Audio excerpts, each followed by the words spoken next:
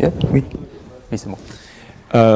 Okay, so we're gonna have the final talk of today, and it's Andrea Ariotto, and he's going to talk to us about Jean Cavaillès and mathematical intuition. So the floor is yours.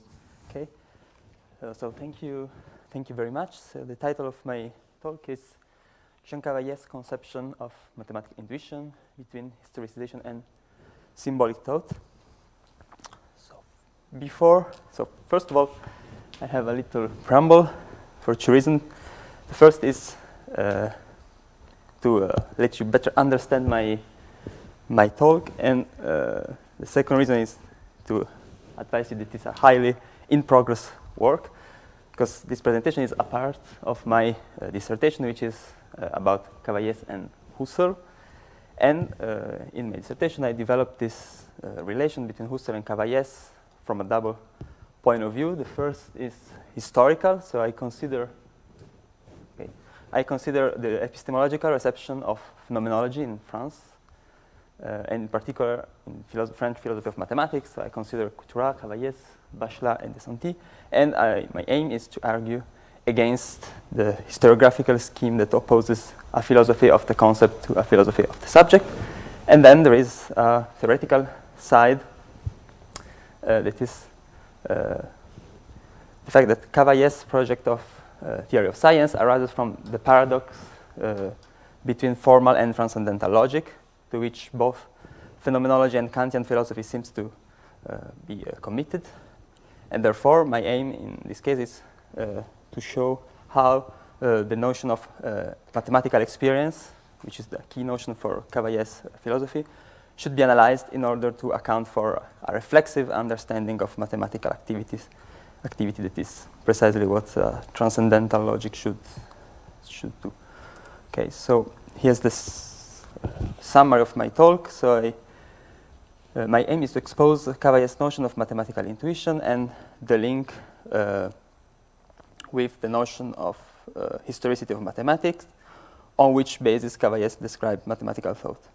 So while many scholars have argued that Cavaillès' philosophy intuition is historicized, my aim is to precisely understand how this historicization of intuition should take place, as well as the notion of intuition and historicity it presupposes. So first I'll try to situate Cavaillès' standpoint between Brunswick, Neo-Kantianism, and Husserl. Then I'll present Cavaillès' critique of the late Husserl perspective on the historicity of mathematics, in order to show that the notion of historicity Cavaillès seems to have in mind. And I want to suggest that the comparison with the late Husserl standpoint is partially misleading. And instead, I propose to compare Cavaillès' view on historicity that is based on an analysis of Dedekind's Habilitationsschrift with early Husserl's philosophy of mathematics, and in particular with the Göttinger Doppelvortrag. The reason is that the problem of domain extension and generalization of operation through the introduction of ideal elements provides a crucial example to understand the growth of mathematical knowledge Cavaillès aims to capture with a kind of notion of historicity. And in the conclusion of my talk, I show that the kind of historicization of mathematical intuition proposed by Cavaillès leads us to take into account how the symbolic character of objects relates to the notion of intuition. And in Cavaillès, such a discussion stems from the analysis of Hilbert's philosophy of the science, which is linked to a discussion of Kantian schematism, and allow Cavaillès to correct the problem he sees in the Kantian notion of intuition. And I try to develop some of Cavaillès' remarks on this point by supporting them with Cassirer analysis of the role of science in mathematical theories. So here's the plan. Okay, first of all,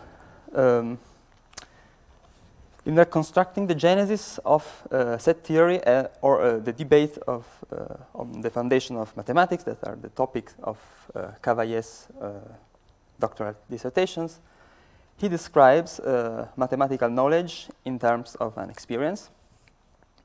And together with the notion of experience, the interest in the genesis and fruitfulness of mathematical theories stresses the notion of historicity of mathematics. So these two notions are the fundamental notion of Cavaillés' thought. Within this framework, it is necessary to specify the traits of intuition, which makes it possible to speak of an authentic mathematical experience. And moreover, Cavaillés' conception of intuition in mathematics is structurally linked to his view of historicity of mathematics. And in particular, Cavaillés' conception of intuition can be seen as a consequence of his view of the historicity of mathematics, and such a conclusion, seems to me, is consistent with the essential features of a philosophy of the concept that is what should characterize in general Cavaillés' philosophy. So the relationship between the historicity of mathematics and the intuition is addressed by Cavaillés in several places in his works. The general thesis states that there is a sort of historicization of intuition, and that this historicization is a consequence of the objective progressiveness of mathematical thought, which corresponds to an extension and an enrichment of the proper domain of mathematical experience. So here there are three essential fundamental quotes. The first one is taken from the first doctoral thesis, Méthode axiomatique et formalisme. I quote, "The intuition discussed here is simply the extension of genuine sensitive intuition, not stuck in the early stages of fragmentary consciousness. The extension of consciousness and the dialectical development of experience overlap." I will read all the three quotes and then I comment. The second is taken from a later article, Transfini et continu, and it's the essential text on this issue of historicization of intuition. Here Cavaillés says, "Intuition in its essence progresses in parallel with the dialectical development of concepts. The need for actualization is always relative to the intuitive stage, i.e. to the manifold inherent in the mathematical conceptual system." And then the third quote is taken from on the late work of Cavaillés, on logic and theory of science. This passage is taken from the conclusion of this work, precisely after the critique of Husserl's account of history. He says, "What is after is more than what was before, not because it contains it or even because it extends it, but because it exists from it necessarily and bears within its context the singular mark, each time, of its superiority. There is more consciousness in it, and not the same consciousness as before. The term consciousness does not entail university of application." So most scholars have pointed out that this position clearly corresponds to historicization of intuition. However, the way this historicized intuition is made explicit differs among interpreters. So I have just some examples. You have clearly Uriah Sinasser, Paul Courtois, Pierre Casounogues, and then more recent works by Gerhard Heinzmann, Dominique Pradel, and the very recent article by Matt Hare, which precisely comments the text number 2 I've read. So I will follow in the path of this interpretation, but what I aim to do is to illustrate Cavaillés' standpoint by going back to the philosophical and mathematical sources that underpin his conception. And in particular, I take the text number 2, Transfini et continu, as a leading text for this problem. So in this text, the historicization of intuition has the consequence of affording the idea of intuition from limitations that are due to the representations of conditions that make the construction of mathematical concept possible. So it's a critique of the Kantian account of intuition that Cavaillés described as the representation of conditions. On the contrary, intuition is defined by Cavaillés as the manifestation for empirical consciousness of a relative independence of methods and theories. So by referring to the Kantian account of mathematical intuition that he interprets in a strictly finitistic way, Cavaillés refutes the idea of immediate giveness of mathematical objects and conceives intuition as linked to the symbolic dimension of mathematical thought. So I think that there are two main questions. The first is, how can this kind of symbolic or mediated intuition be grounded in the peculiar historicity of mathematics that Cavaillés tries to describe? And the second, if does Cavaillés' critique of intuition he applies to Kant affects also the phenomenological account of intuition. So I will not deal with this second question in this presentation, but I think that is a question that arises. So I move on to my first part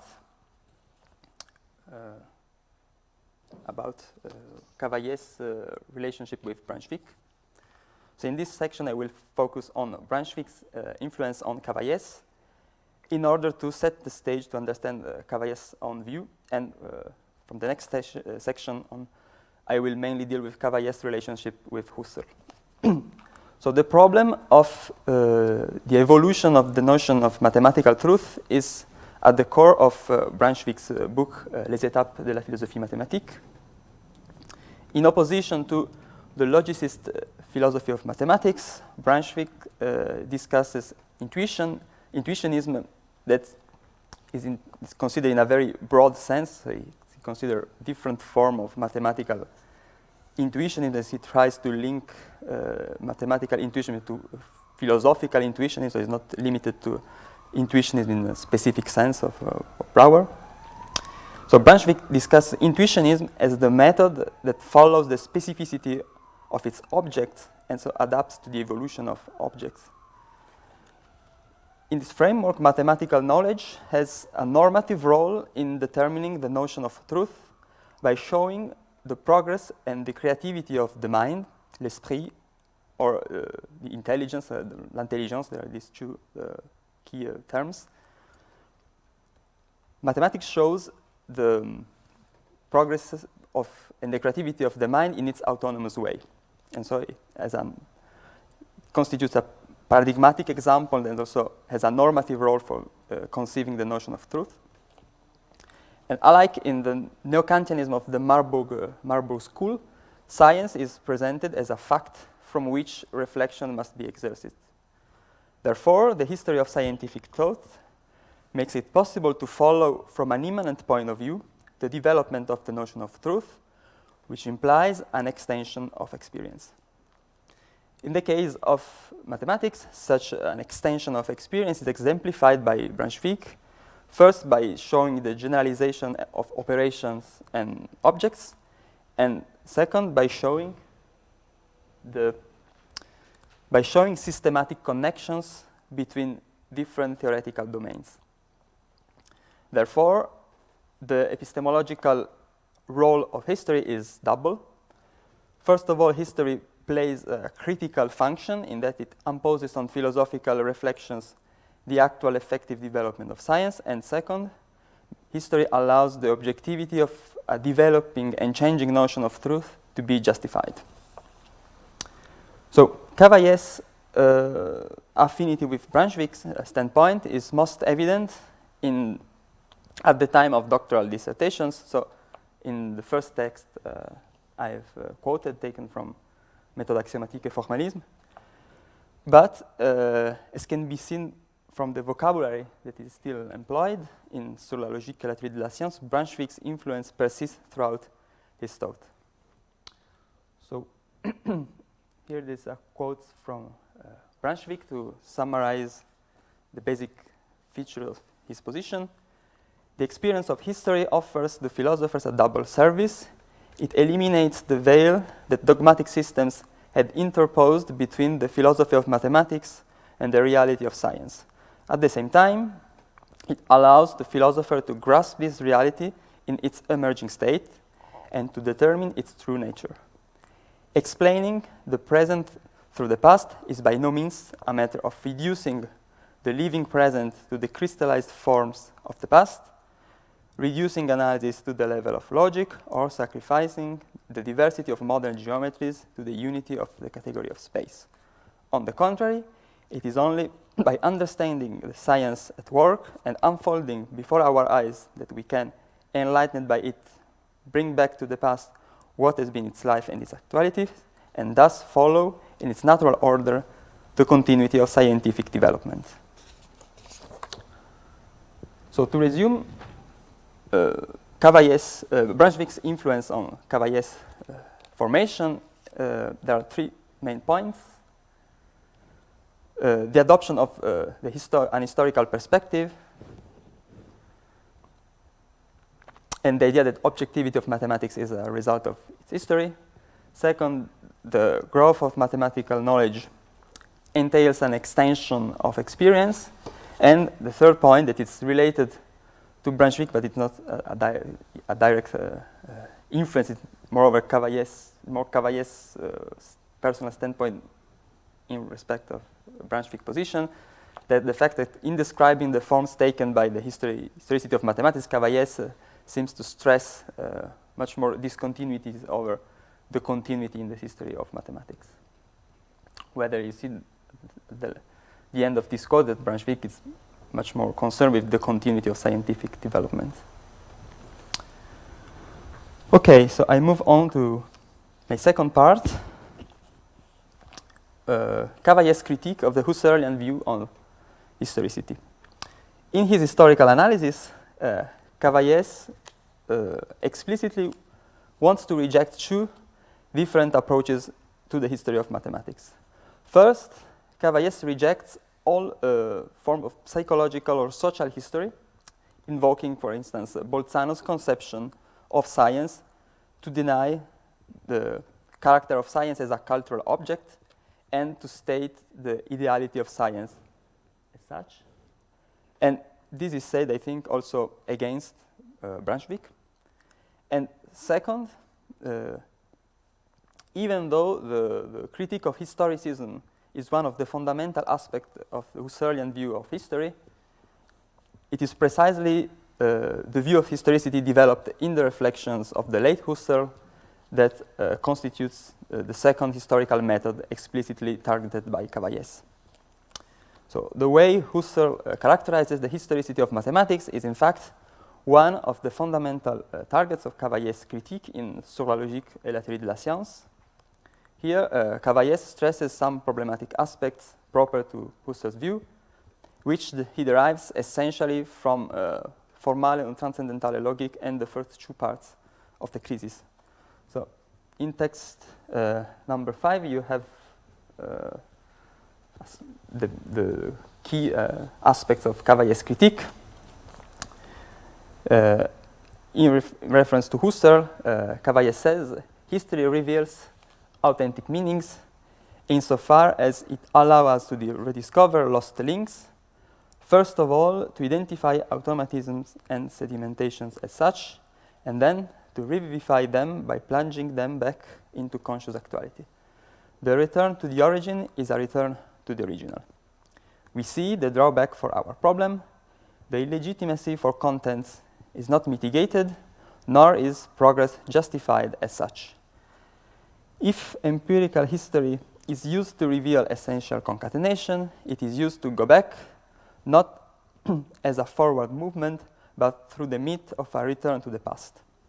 Yet, one of the essential problems for the doctrine of science is precisely that progress cannot be a mere increase in volume by juxtaposition, the prior subsisting with the new, but must be a perpetual revision of contents by way of deepening and erasure. So Cavaillés focuses here on the two fundamental aspects of Husserl's vision of the historicity of mathematics, namely the continuism, and that is the fact that mathematics retains its original meaning throughout its history, and the teleology. It is the fact that the form taken by mathematics is a direct expression of the meaning that defines it as a discipline as such. This form is supposed to lead the history of mathematics towards the realization of its proper logical sense. And I think that Cavaillés attributes here to Husserl a normative idea has a normative idea of mathematics and a sort of revisionist position, because he thinks that according to Husserl, this leading form of mathematics is that of a theory of multiplicity, which is in fact a realization of the Euclidean ideal established at the origin of mathematics and later reactivated by Leibniz's project of Mathesis Universalis. There is thus a close relationship, according to Cavaillés, there is a close relationship between the structure of the theory of science Husserl conceives, namely a theory of the possible forms of theories, and the way in which he interprets the history of mathematics. This interpretation presupposes, as I've said, this structure of historicity whose essential features are continuism and teleology. And we can see such a relationship between the form of historicity ascribed to mathematics and the structure of the theory of science by considering, for instance, section 29 of Formale und Transzendentale Logik, where Husserl refers also to the exposition of the theory of multiplicity in the first volume of Logical Investigation. Husserl says, the sense of these tasks was clarified more particularly by showing that the modern mathematical theory of multiplicities and ultimately the whole of modern formal analysis are already a realization, partial to be sure, but in process of living development, of this idea of a science of possible deductive systems. Precisely with that demonstration, there was acquired for the first time an understandable and radically evident explication of the sense of modern formal analysis, which, taken in its full breadth, actualizes the Leibnizian idea of Mathesis Universalis, not just as the explicated sense of logic at its highest level, the universal logic of deductive systems, is at the same time a necessary explication of the sense that Leibniz had in mind. Thus, according to this Husserlian scheme, there is first an original institution of meaning, the Urstiftung, which defines the meaning and the validity of mathematics and correspond to the systematic form of Euclid's elements. In this section, Husserl doesn't mention Euclid's elements, but in the section that are close to this paragraph, he also talks about this systematic form of Euclid's elements. Then there is its reinstitution, the Nachstiftung, which corresponds here to the Leibniz project of Mathesis Universalis. And finally, its final institution, Endstiftung, in the modern theory of multiplicity. So from an exegetical point of view, I think we can observe that these analyses of Formale und Transzendentale Logik already stand on the same level as those developed in the crisis. And what characterizes the transition from a text such formal and transcendental logic to crisis, and especially to the appendix on the origin of geometry, is essentially the shift in the analysis from the intrasubjective genesis of idealities that are traced back to the operation of consciousness to an intersubjective genesis of idealities and the formation of shared meanings. To be more precise, it is not just a shift, but an integration of the intrasubjective historical analysis in the broader problem of the sense of history and rationality. So I think it's not the case to go here into the details of Husserl analysis of historicity of science, but just I want to observe that Cavaillés' drastic reading of Husserl could be attenuated by referring in particular to some texts related to the crisis that are published in the volume 29 of Husserliana. Rather, it should be noted that when Husserl discusses historicity, he is referring to the formation of a tradition, and he takes science just as exemplary cultural objects. And this is perfectly exemplified in a text such The Origin of Geometry, where Husserl states that geometry which is ready-made, so to speak, from which the regressive inquiry begins, is a tradition. Our human existence moves within innumerable traditions. The whole cultural world, in all its form, exists through tradition. So in this way, Husserl defined history with reference to the rootedness of the humans in the life world and on the basis of practical activities humans engage in. So you can see, for example, text number 8. He says, history is the science of the genesis of humanity, understood in a personal sense, and its surrounding life world, as it has come to be in this genesis, in each present, in actual praxis, in the ongoing shaping of the standing cultural world. So even if Husserl keeps the discussion on the level of transcendental history, his reflections on the historicity of science are part of the project of understanding the general meaning of history and the teleology of reason. And this project involves accounting for the intersubjective genesis of idealities in the life world. Elucidating the relation to the world allows us to understand the original institution of sense and the assumptions that make this reactivation possible. Thus, in the crisis and in the related text, Husserl is not concerned with the specific structure of the historicity of mathematics. Rather, the problem he explicitly poses concerns the historicity of reason in general, and this is, I think, a classic problem of the philosophy of history.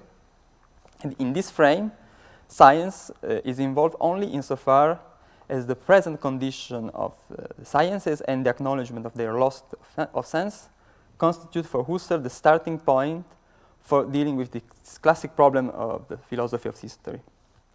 Such an approach to the question makes it possible to understand also why Husserl in the crisis focuses his attention on the rise of modern sciences and why the paradigm embodied by Galileo is placed in such a prominent position and does not focus his attention on the contemporary sciences.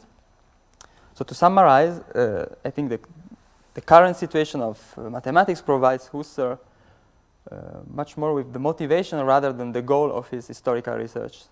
And in The Origin of Geometry, Husserl defines the dimension of history as a dimension of the constitution of meanings from the human activities carried out in the common world. And the main consequence of this Husserlian vision is that the peculiarity of the history of mathematics is not addressed as such. So you, for example, in The Origin of Geometry, he says, history is from the start nothing other than the vital movement of the coexistence and the interweaving of original formations and sedimentation of meaning. So facing such a position, Cavaillés wants to state the autonomy of mathematical knowledge, making his view openly incompatible with the Husserlian characterization of the historicity of mathematics. For instance, he says, at the time of doctoral thesis, I don't think it's possible to unify mathematical experience and physical experience under one and the same concept.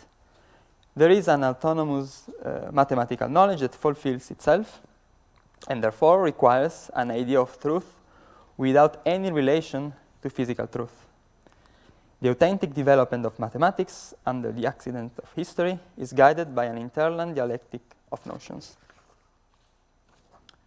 So the historical interest that runs through Cavaillés' work, even if it is represented also by a significant historiographical contribution, especially in the case of the thesis on the set theory, the historical interest of Cavaillés consists mainly in the attempt to elaborate a theory of the historical becoming of mathematics, which involves to create a specific notion of temporality proper to the production of mathematical concepts and theories.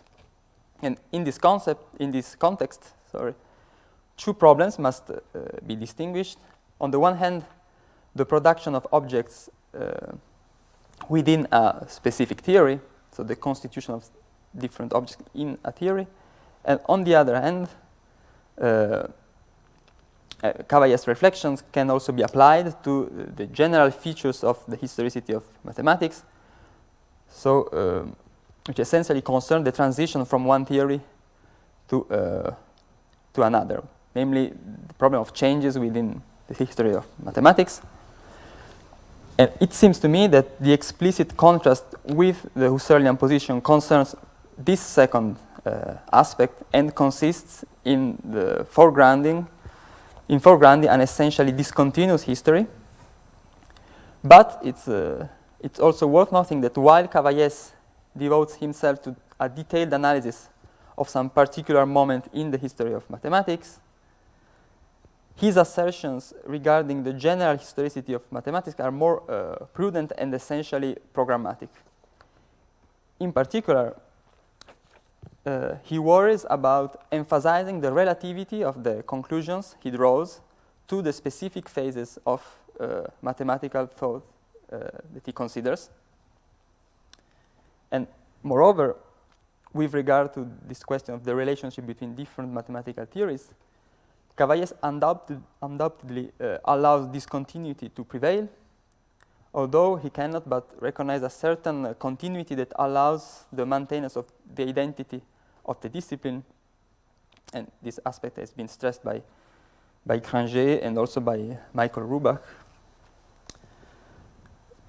So in general, Cavaillés emphasizes the autonomy of the mathematical becoming and its separation from other forms of knowledge. However, he is also interested in highlighting the rational conceptual dimension in general and going beyond the strictly technical aspects of mathematical problems. For instance, Granger points out a programmatic statement made by Cavaillés in the introduction to Axiomatic Method and Formalism.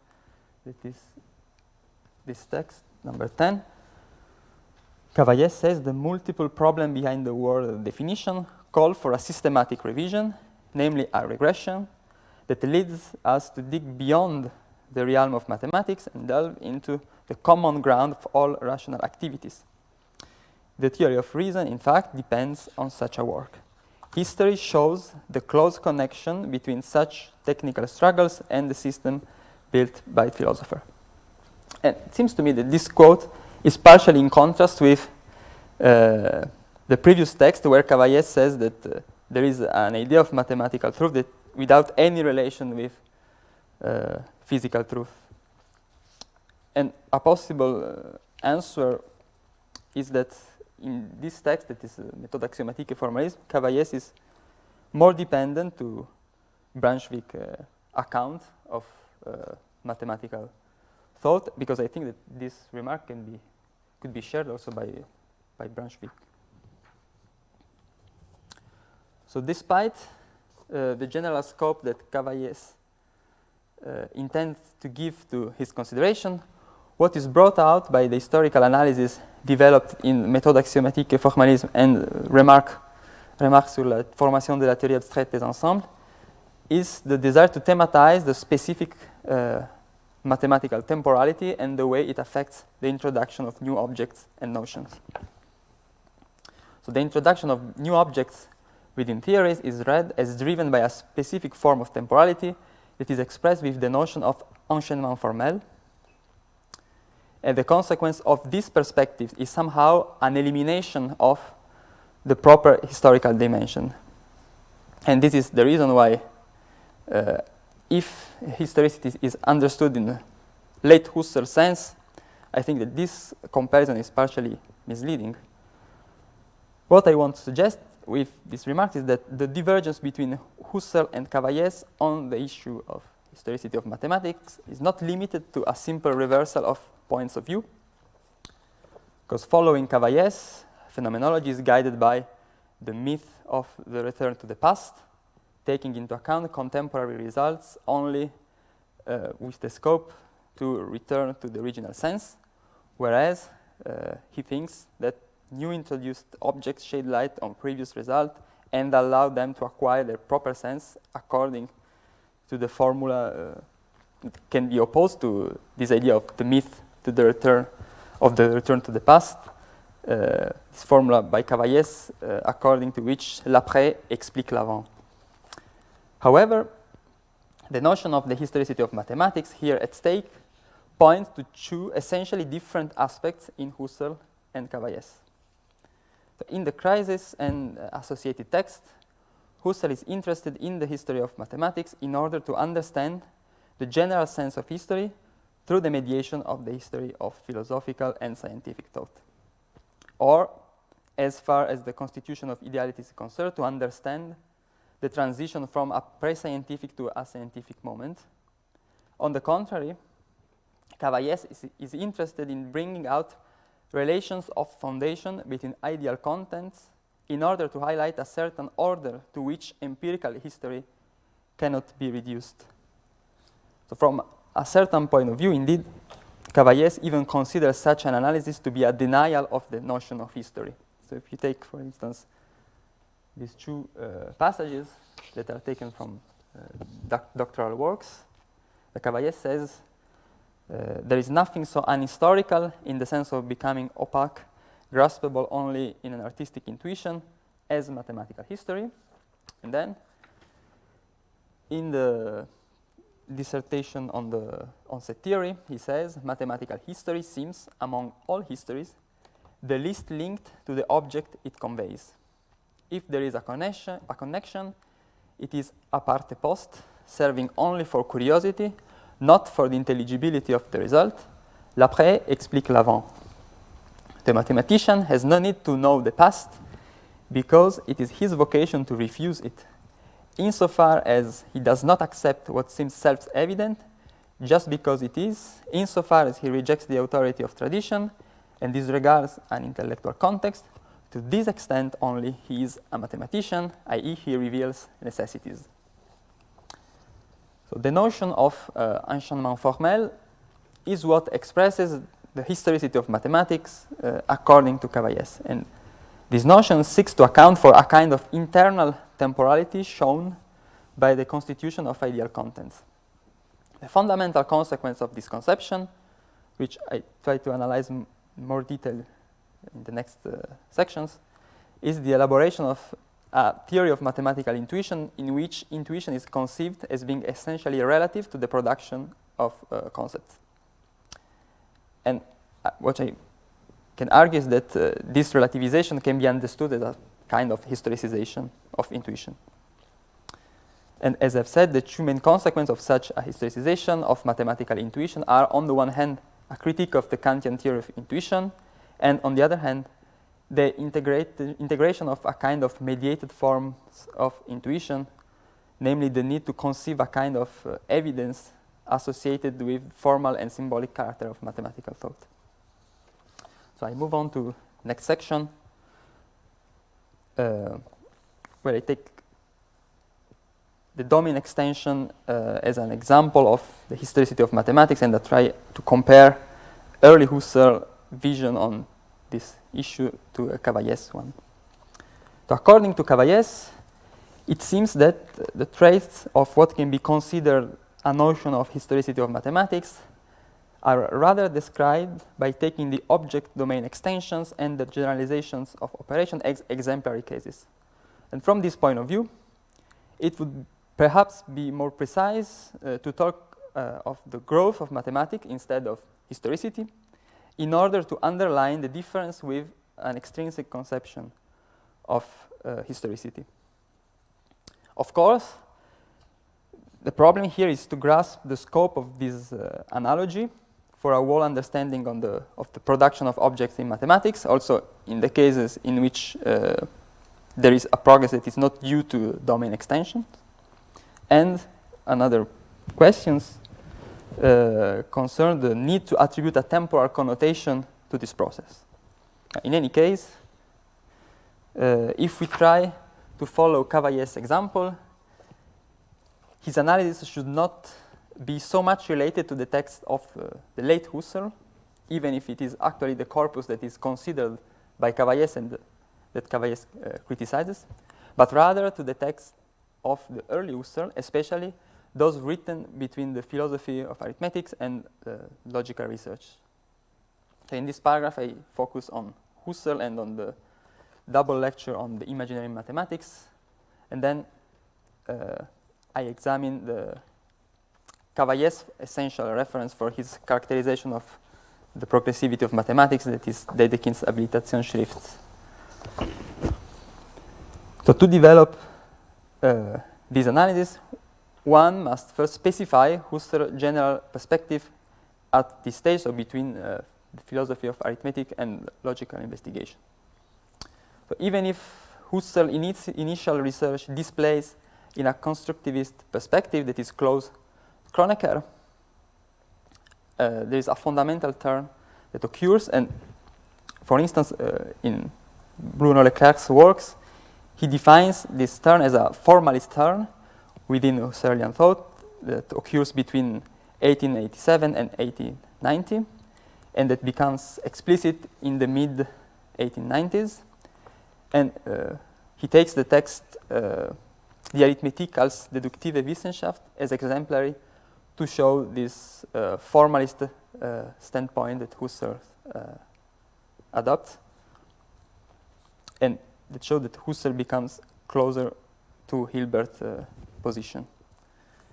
Beside that, we can see that already in the text Zur Logik der Zeichen, that is dated 1890, Husserl underlines the fruitfulness of arithmetic precisely as a science that works on written science understood in an operative sense. So essentially, Husserl dwells on the fruitfulness of mathematical formalism and symbolism, justifying the epistemological status of arithmetic as a science that is based on improper or symbolic representations and emphasizing its epistemic value. So you can see, for instance, this text 13.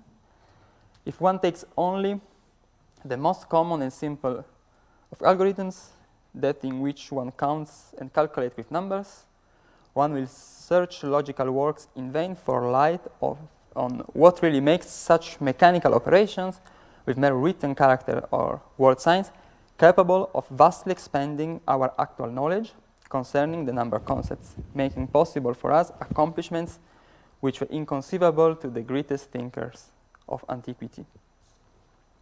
So the fundamental step that is reached by Husserl and made clear at the mid-1890s concern the adoption of an explicit formalist position. This means that he accepts the claim that a purely formal domain of knowledge can be conceived as an autonomous domain, and that this domain is perfectly legitimate. So for instance, in the text Die Arithmetik als deduktive Wissenschaft, Husserl recognized the possibility of defining a purely formal domain of objects without need to trace it back to some fundamental elementary objects. So you can see, I don't think it's necessary to read, but you can see from text 14 an example. The fundamental problem with which Husserl is concerned at this stage, and which he addressed from a kind of formal structuralist point of view, concerns the legitimacy of extending systems of axioms. And the key text for examining Husserl's solution to this problem is the conference on the imaginary in mathematics. The problem posed by Husserl concerns the meaning of the forms of operation and their relation to the rules that allow their use. The problem of the imaginary corresponds, therefore, to the problem of justifying and legitimizing the fruitfulness of formal mathematics from a logical point of view, and not only from a technical point of view. So the problem in general concerns the relation of formal mathematics with its employment in concrete mathematical theories. You can see, for instance, text 15. That is the fact that new introduced objects must have, as Husserl says, a real signification, a reale Bedeutung. And he opposes this idea of real signification to a simply technical extension of objects. So he says in text 15, the errors and obscurities arising therefrom, like the question about the sense of the logic of negative number, gradually led to the construction of rigorous rules of calculation for the imaginary forms, rules which made it possible to operate with indubitable certainty and correctness, but the problem of the imaginary itself remained unsolved thereby.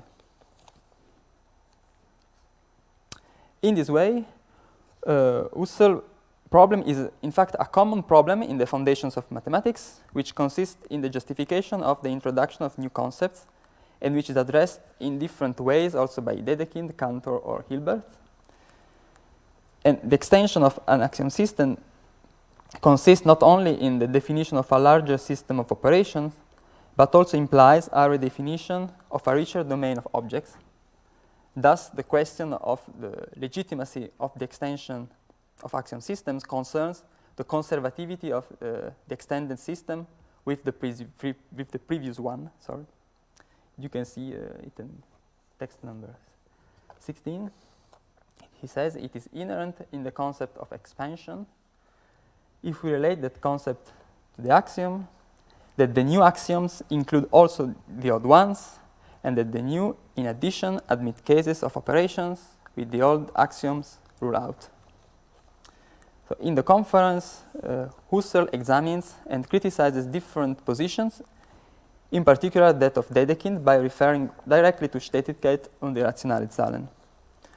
Husserl's solutions to the problem of ideal element is based on the elaboration of the notion of definite multiplicity and on the adoption of a formal point of view. So I will not enter into the details of the analysis of the notion of definite that Husserl adopts in this discourse, and for this purpose I mainly refer to papers by Mireya Hartimo and Okada. In this lecture, the notion of definite is explained by referring to a form of what Hartimo calls computational completeness, which establishes that every object in such a multiplicity is univocally determined, because if it can be proved in the extended multiplicity, it can be reduced through a rewriting procedure to elementary objects in the original multiplicity, and it can be proved within that domain. Thus, the notion of definite Husserl elaborates in the course of this lecture is based on the eliminability of ideal elements, and it is noteworthy that, as Hartimo underlined, Husserl establishes a difference between a formal definite and a material definite.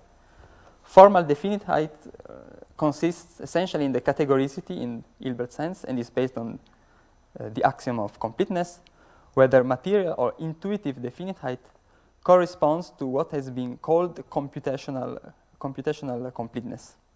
And this form of completeness responds precisely to the need of a sort of intuitiveness that Husserl advocates for formal multiplicities.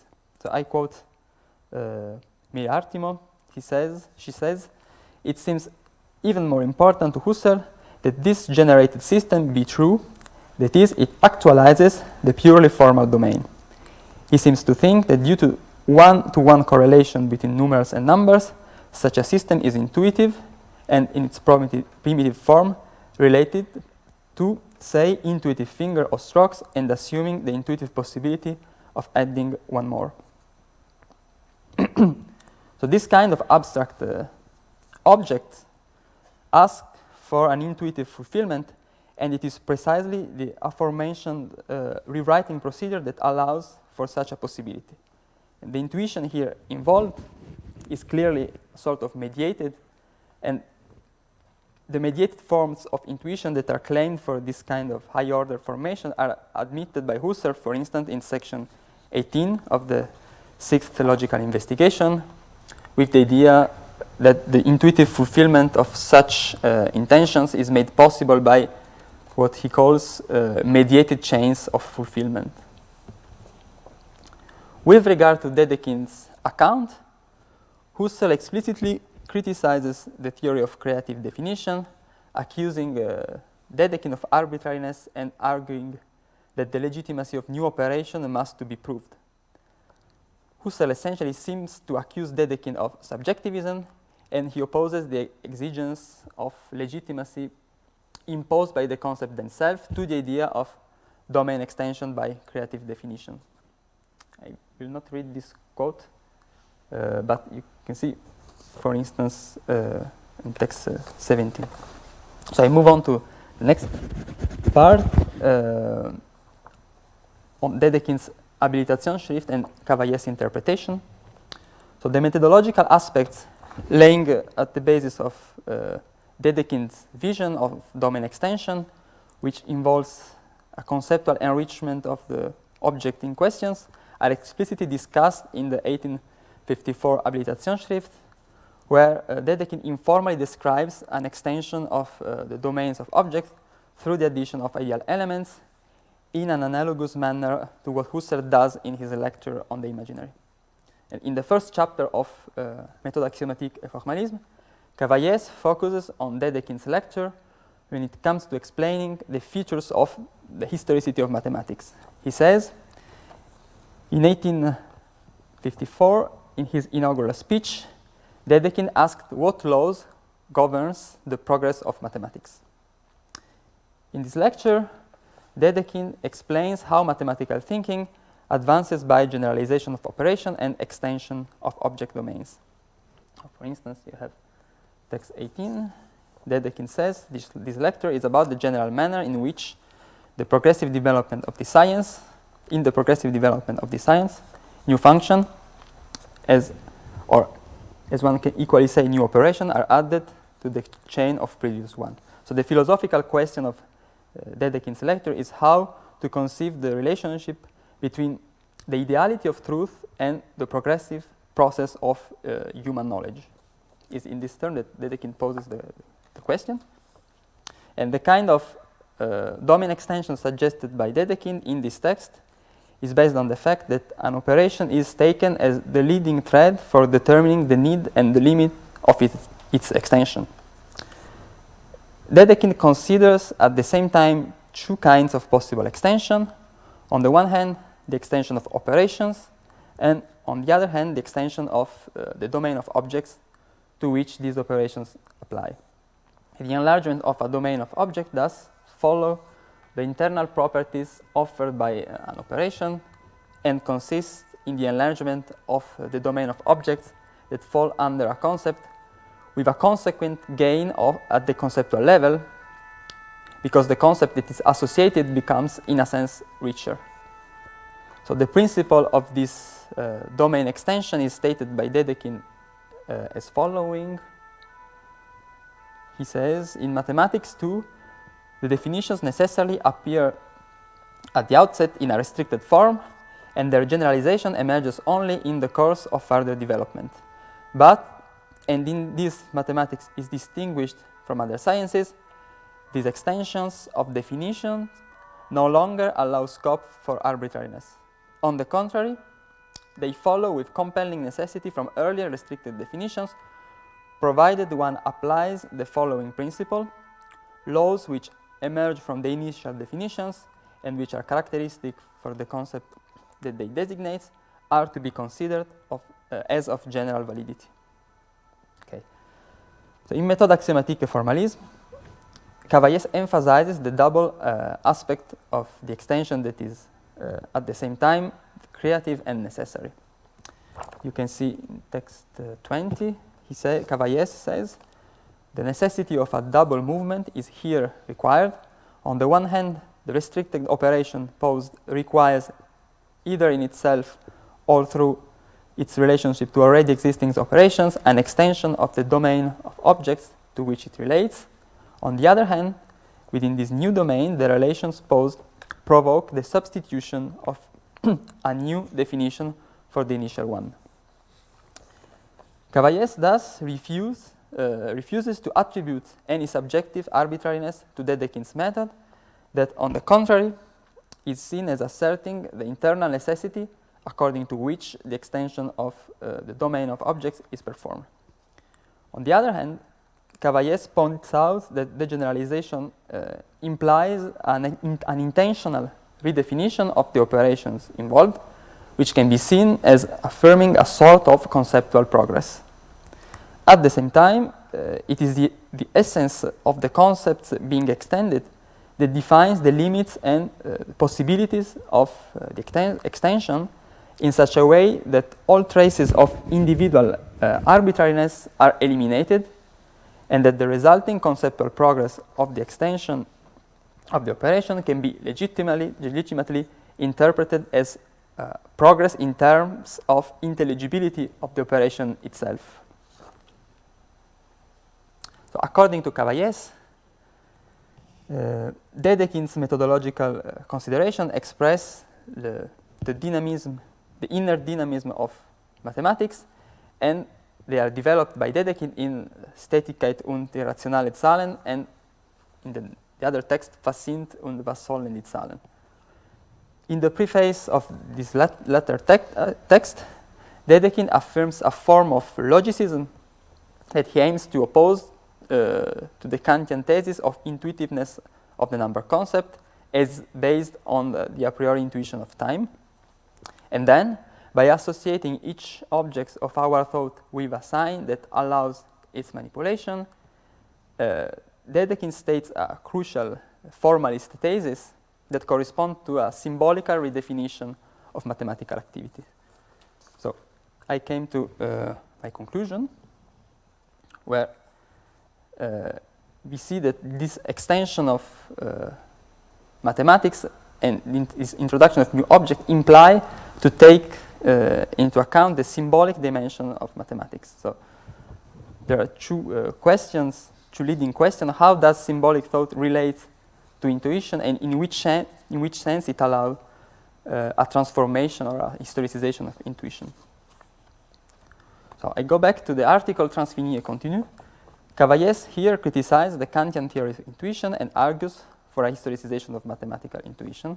It seems that this historicization of intuition should be understood as a consequence of the autonomous growth of mathematical knowledge, understood in the terms described by Dedekind in the Habilitationsschrift. Cavaillés defines what he calls the fundamental problem of the philosophy of mathematics as that of elucidating the link between the autonomous progressiveness of idealities, of objects, which is expressed by the notion of the dialectic of the concept, with the layered structure of intuition, which is not thus limited to a notion of immediate intuition.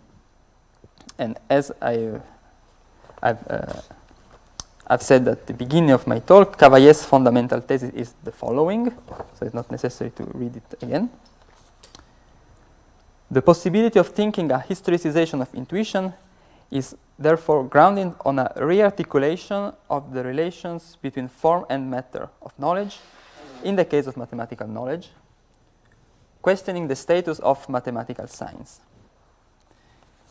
In fact, it is Hilbert's theory of science that provides Cavaillés with the basis for thinking about the possibilities of developing a notion of intuition that evolves dynamically and can refer to formal objects in order to overcome the difficulties faced by Kantian schematism and the rigid separation it establishes between concept and intuition. And Cavaillés discusses this issue in particular in Méthode axiomatique formalisme. An analysis of the status of science thus makes it possible to clarify the link between the formal dimension of the concept and the intuition. So concerning Hilbert's position, Cavaillés quotes a passage where Hilbert clearly states the symbolic character of mathematical knowledge, opposing this view to the logicism of Frege and Dedekind, and this particularly is the lecture Neue Begründung der Mathematik. So I think it's known, this passage is known, so I'm not reading it. But I refer to this passage because also in the third volume of his Philosophie der symbolischen Formen, Cassirer analyzes Hilbert's theory of science. And I think that this reference to Cassirer is also suggested in a sense by Hurriyya Sinasar when he said that in Cavaillés science are something like a kind of symbolic forms. And moreover, this analogy with Cassirer is also partially developed by Pradel, but in reference to Husserlian account of intuition in mathematics.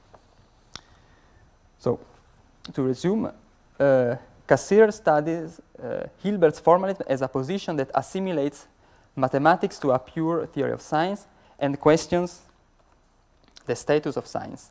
And after recognizing the relations which Hilbert himself claims of his theory of science with the Kantian problem of intuition, Cassirer criticizes a pure nominalist interpretation of mathematical science to argue that symbolic knowledge constitutes a fundamental mode of objectification. And in particular, he says that science allows for an expression of an intuitive form of a content that is called trans-intuitive. He says the symbolic is rather immanence and transcendence in once, insofar as in it a fundamentally supra-intuitive content is expressed in intuitive form. And it's also interesting to remark that this notion of supra-intuitive or trans-intuitive content is employed also by Brunswick. And Brunswick, it seems to take this notion from Maximilian Winter, as shown by Alain Michel in a recent paper. So such an overcoming of the rigid border between intuition and concept allows us to consider a sort of dynamization of intuition that is based on the symbolic character of mathematical object. In this sense, intuition no longer represents a fixed zone of immediately evident and given objects, but rather it represents a series of operative possibilities. And therefore, for Cavaillés, intuition is in fact defined as follows. I've already quoted this passage. In Transfini et Continu, Cavaillés says that intuition, it is merely the manifestation for the empirical consciousness of a relative independence of methods and theories, which allows autonomous elaboration whose results cause encounters and reversals. So such a view of intuition that we find in Cavaillés allows to consider a historicization of the construction of concepts in intuition, and seems to be correlative of the discontinuity that is proper to the dialectic of the concept. Therefore, it seems that the form of the growth of mathematics that we find described in Cavaillés, and for which Dedekind's lecture provides a model based on the extension of domains of object through the addition of ideal elements, implies, as a consequence, a historicization of the intuition that is associated with it. So to summarize, and it's really the conclusion, Cavaillés' example of ideal elements can be seen as a sort of conceptualization of the use of ideal elements made by Dedekind in order to describe an intrinsic dynamic proper to objects themselves. The autonomous historicity of mathematics described by Cavaillés through the example of the use of ideal element shows the need to consider that mathematical thought takes place on authentic objects, albeit endowed with a symbolic status, but nevertheless not reducible to a purely morphological characters. And it seems to me that early Husserl's analysis on the conditions that legitimize the extension of axiomatic systems and on the condition of intuitiveness that domains of purely formal defined objects must satisfy lie at least on a common ground with Cavaillés' analysis, or at least it suggests a terrain of possible agreement. Therefore, Cavaillés' viewpoint is not necessarily a result of a complete reversal of the Husserlian point of view. On the contrary, as well as Cavaillés' thought might help to clarify certain aspects of Husserlian philosophy of mathematics, as shown, for instance, by Suzanne Bachelard, Desanti, and more recently also by Dominique Pradel. In my view, it's also the other way around. So putting Cavaillés' thought in perspective with Husserl's also allows for a clarification of Cavaillés' point of view. And in particular, in the conference on the imaginary in mathematics, Husserl raises the problem of the legitimacy of the introduction of new concept, not just from a technical point of view, but from an epistemological point of view, claiming the necessity for a system of axioms to define an authentic domain of objects, and not only just new concepts. And this problem is crucial to consider different forms of intuition that allow intelligibility of higher domain of abstract objects. And problematizing the notion of intuition in order to adapt it to each stage of mathematical thought seems to be a necessary step for a philosophy of mathematical experience like Cavaillés aims to elaborate. So thanks for your attention.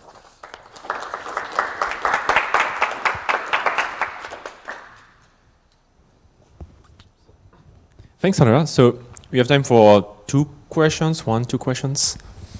Bruno? Oh, sorry.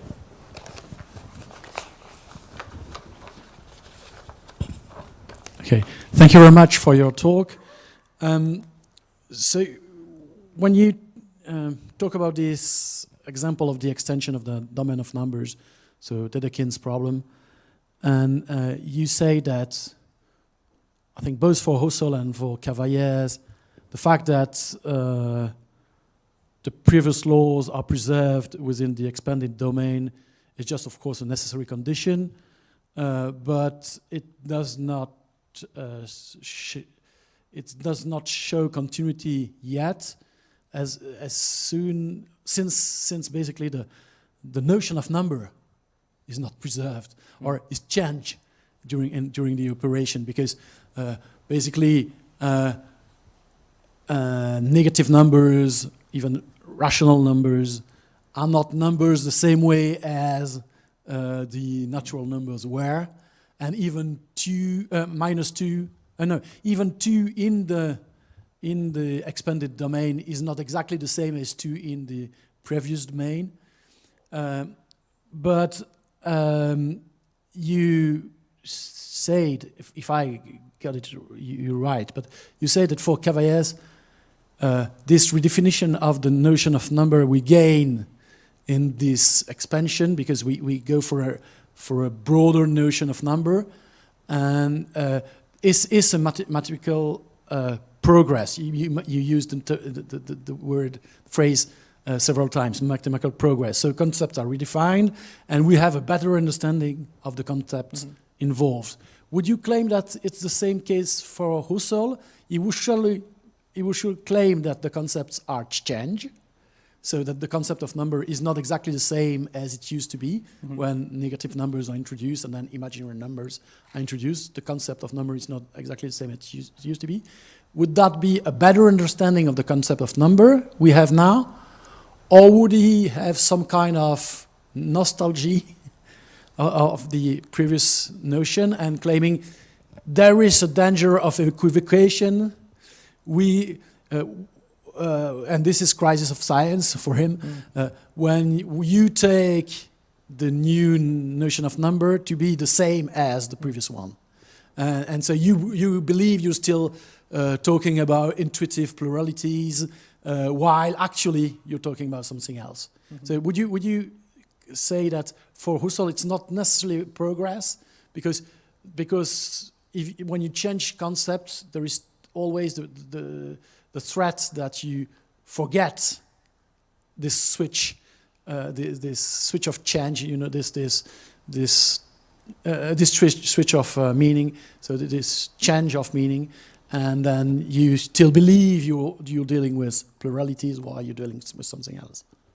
Yes, thanks for the question. Yes, I agree in the sense that I think that Cavaillés' position and Husserl's position don't overlap exactly on this point, because Cavaillés' position is based on Dedekind's account, where it seems to me there is a sort of dialectic between operation and definition, because Dedekind seems to say, if I correctly understand that, the definition, the operation are defined on the basis of concepts. So once we have extended the operation, also the concept can be enlarged, and so also the definition is correlative to the operation. And so it seems to be authentic progress in intelligibility, because the operation acquires a richer sense that is no more limited to the sense that was given by the restricted domain of object, but this notion of the operation is in fact richer, and the fact that it's richer is shown by the fact that you can extend it and intrinsically extend it because of properties of this operation.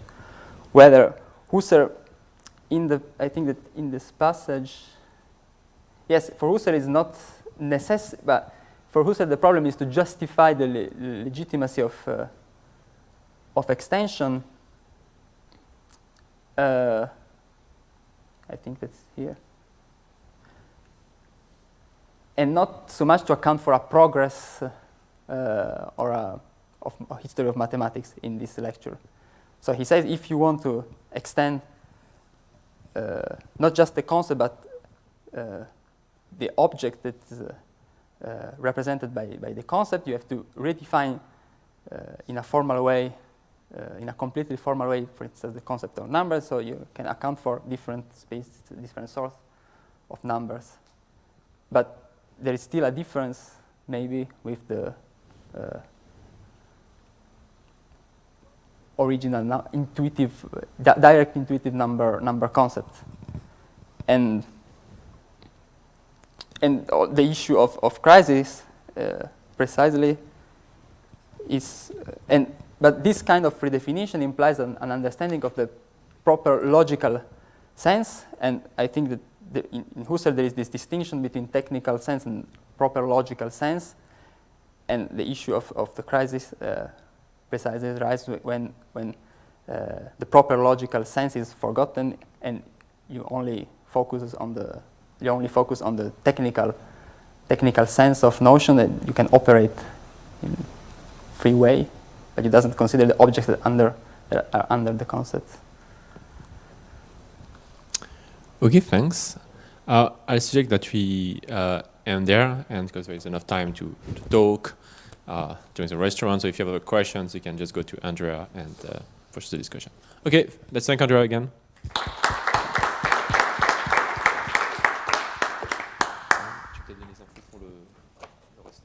Okay, yes. So thank you for the. We have some.